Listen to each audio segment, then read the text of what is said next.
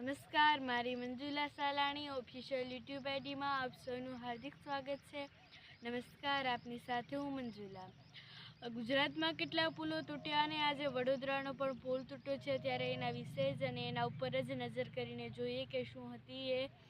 આ પુલ તૂટવાનું કારણ। તો આ પુલ તૂટવાનું કારણ હતું કે તે લગભગ 4 વર્ષ જૂનો છે અને આ જે મહીસાગર નદી આવેલી છે તેના ઉપર બાંધેલો છે અને તે લગભગ 40 વર્ષ જૂનો છે અને ત્યારબાદ તેને રિપેરિંગ કરવામાં આવ્યો હતો અને રિપેરિંગ કર્યા બાદ 6 દિવસ પછી તે તૂટી ગયો હતો અને આ 6 દિવસ પહેલાં તો ઘણા લોકો કહેતા હતા કે આ પુલ તૂટી જવાનો છે, પરંતુ કોઈએ કાર્યવાહી ન કરી, કોઈ સરકારને જાણ ન કરી કે આ પુલ તૂટી જવાનો છે। બધા જ ફક્ત કહેવા લાગ્યા કે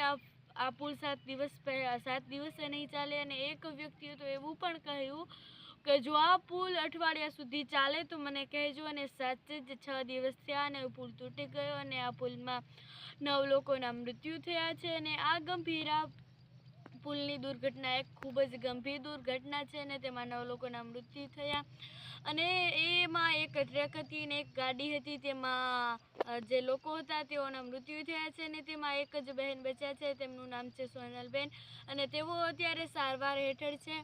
અને તેઓના પાસે જાણકારી મેળવી તો તેમણે એવું કહ્યું કે પુલ તૂટ્યો, અમે અને ટ્રક સામસામેથી આવતા હતા, પછી પુલ તૂટ્યો અને પુલ તૂટવાના કારણે અમે બધા જ તે નદીમાં પાણીમાં ગયા।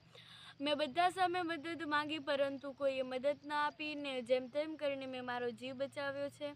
અને ત્યારબાદ પછી થોડી સમય પછી જો મેં રાડો પાડી તો એક ભાઈ આવ્યા અને તેઓએ પાણીમાં કૂદકો લગાવ્યો અને મને બચાવી હતી તેવું પણ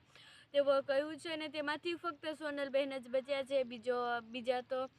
રેસ્ક્યુ ટીમ તેઓનું રેસ્ક્યુ કરી રહી છે અને કેટલા લોકો મળે છે અને આ તો નદી કહેવાય, નદીમાં લોકો મળે કે ન મળે કંઈ નક્કી ન કહેવાય અને આ મહીસાગરનું વહેણ છે। મહીસાગરમાં હવે 9 લોકો પડી ગયા હતા, તેમાંથી 8 લોકો હજુ નથી મળ્યા અને સોનલબેન હજુ જીવિત છે અને તેમના પાસેથી હજુ બધી જાણકારી મેળવીએ તો ખબર પડે કે કેવી રીતે તૂટ્યો અને ક્યારે તૂટ્યો હતો, તેમાં કેટલા લોકો હતા, તેમના કયા સંબંધીઓ હતા અને લગભગ સંબંધીઓમાં તો તેઓ એવું જણાવી રહ્યા છે કે મારો એક દીકરો હતો અને 6 વર્ષની દીકરી હતી, એમના પતિ અને બીજા કોઈ સગા હતા તેઓ જણાવી રહ્યા હતા અને બીજા લોકોની તો કોઈ જાણ નથી। 4 થી 5 લોકોની તો સોનલબહેને જાણ આપી, બીજા કોણ લોકો હતા એ ખબર નથી, પરંતુ હજી શોધખોળ ચાલી જ રહી છે, કારણ કે આપણે જેટલા લોકો છે તેને શોધવા તો પડશે। હવે મુખ્ય સવાલ પર કે સરકાર આવું બધું કેમ થાય છે? ગુજરાતમાં મચ્છુનો પુલ તૂટ્યો, તેમાં કેટલા બધા લોકો તણાઈ ગયા, આવી જ રીતે ગુજરાતમાં કેટલાક પુલો તૂટશે? સરકાર સામે પણ હવે કાર્યવાહી કરવાનો વારો આવી ગયો છે। જુઓ તો ખરા કેટલા પુલો તૂટી રહ્યા છે ગુજરાતમાં। આ વડોદરાનો પુલ તૂટ્યો, પછી મોરબીમાં પુલ તૂટ્યો, આ તો બહુ દર્દનાક ઘટનાઓ થઈ રહી છે, છતાં પણ સરકાર કેમ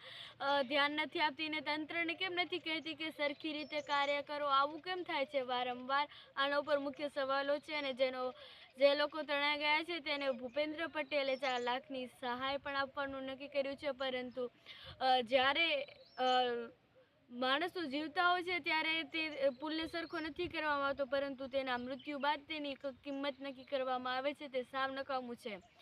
આ લોકો મરી ગયા, તેઓ મૃત્યુ પામ્યા, આ વહેણમાં તણાઈ ગયા અને પછી તેઓને સહાય આપવામાં આવશે? શું એ રૂપિયાથી વધારે તેઓના સંબંધીઓ હતા કે તેઓને સહાય આપવામાં આવી? એના કરતાં તો 4 લાખનો ખર્ચો જ જો તે પુલમાં કરી નાખ્યો હોત તો આજે આ દુર્ઘટનાનો તે લોકોને ભોગ ન બનવો પડત। આજે એક તંત્ર સામે એક કાર્યવાહી કરવાની ખૂબ જ જરૂર છે અને હવે તો આવા પુલો તૂટે તો હવે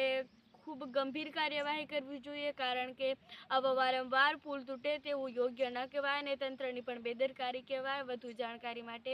અમારી મંજુલા સાલાણી ઓફિશિયલ યુટ્યુબ આઈડીને સબસ્ક્રાઈબ કરવાનું ભૂલશો નહીં।